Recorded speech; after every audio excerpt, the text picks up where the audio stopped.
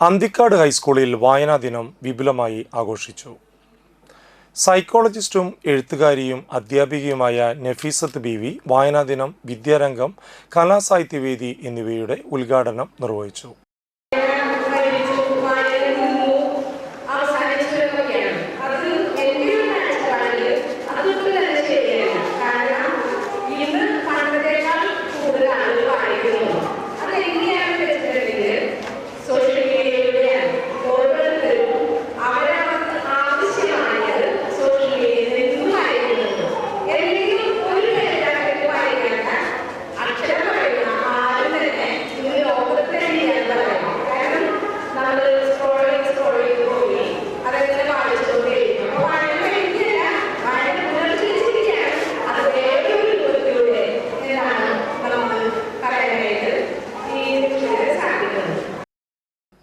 PTA president Sajeesh Madhavan അധ്യക്ഷനായി.